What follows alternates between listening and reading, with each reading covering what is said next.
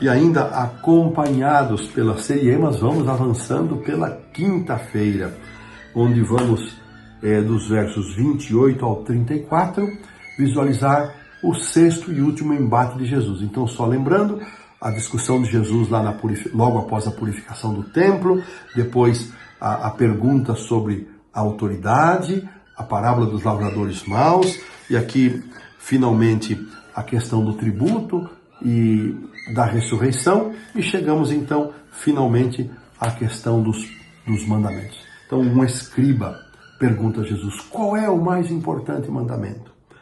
E este escriba, no verso 28, nos diz que ele havia prestado atenção nas conversas que haviam ocorrido.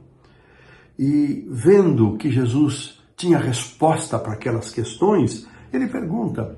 E é interessante notar que Jesus viu sinceridade nele. Nós vamos ver isso lá no finalzinho. Jesus viu sinceridade nele. Ele disse, qual é o principal de todos os mandamentos? E Jesus então traz aqui, mais uma vez, a resposta de Jesus vem com a Escritura. Eu gosto dessa prática de Jesus. Não é o que eu sei, o que eu acho, o que eu penso. É a palavra de Deus. A Bíblia deve ser a nossa fonte de respostas, irmãos, para as questões da vida e para as questões espirituais e doutrinárias. Ela é a resposta. Nós não devemos usar para isso outra fonte, nem mesmo os livros de Ellen White. Os livros de Ellen White servem, os escritos de Ellen White servem para outro propósito, para nos levar para as Escrituras. Mas as Escrituras são a única fonte autorizada da nossa regra de fé e prática, a única. Os escritos de Ellen White nos conduzem a Jesus, nos conduzem à Bíblia, mas as Sagradas Escrituras, ela e somente ela, são a nossa única fonte autorizada de doutrina, de regra de fé e prática. Irmãos, será que isso entra na nossa mente? Pode entrar e direcionar a nossa vida? A palavra de Deus é a única fonte. E Jesus aqui então cita Deuteronômio capítulo 6, versos 4 e 5, e ele acrescenta, o Senhor nosso Deus é o único Senhor. Amarás, pois, o Senhor teu Deus de todo o teu coração, toda a tua alma, todo o teu entendimento, de toda a tua força. Aqui Jesus dá um enfoque, ele valoriza essa integralidade da nossa relação com Deus. Amar a Deus de todas as forças. Nós não temos por nós mesmos essa capacidade. Nós só podemos amar a Deus como uma resposta daquilo que Deus fez por nós e faz em nossa vida. E Jesus agora vai além, ele pergunta qual o principal. Jesus, olha, não há outro mandamento maior do que este. E ele acrescenta, mas o segundo é, amarás o teu próximo como a ti mesmo. E ele coloca os dois como se fosse um só, não há outro mandamento maior do que estes. Como se fosse um só. E isso me encanta também. Aqui também é uma citação de Levítico. É uma citação de Levítico 19, 18. E Jesus coloca os dois como sendo um só. Não há maior do que estes. Não há maior. Irmãos, o nosso amor a Deus sobre todas as coisas, ele se manifesta em nosso amor para com o nosso próximo. Não existe isso de amar a Deus e não se dá bem com meio mundo.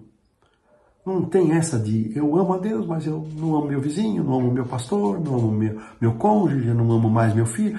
Não existe isso. Não amo aquele que me faz mal. Ora, se o amor de Deus é soberano na nossa vida, essa é a dimensão vertical, ele tem uma dimensão horizontal, ele se projeta na horizontalidade da vida nos nossos relacionamentos.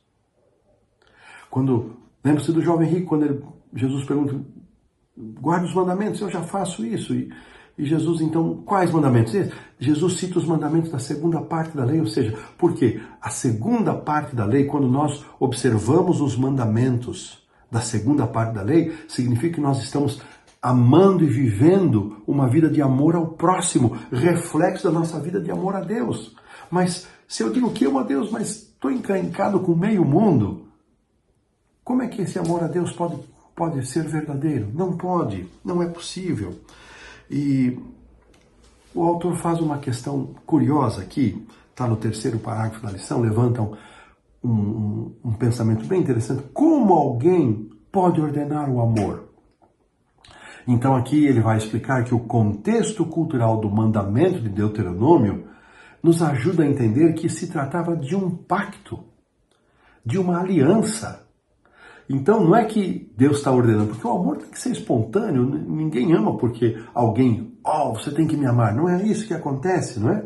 Então, nesse contexto da aliança, o amor se refere a ser fiel aos requisitos da aliança. É muito significativo isso. Esta fidelidade, ou seja, o amor se demonstra, ele se revela na fidelidade para com o autor da aliança. Que coisa linda! Temos sido fiéis, irmãos. É em atos de fidelidade desta aliança que Deus fez com nós e conosco que nós vamos perceber a sua ação na nossa vida.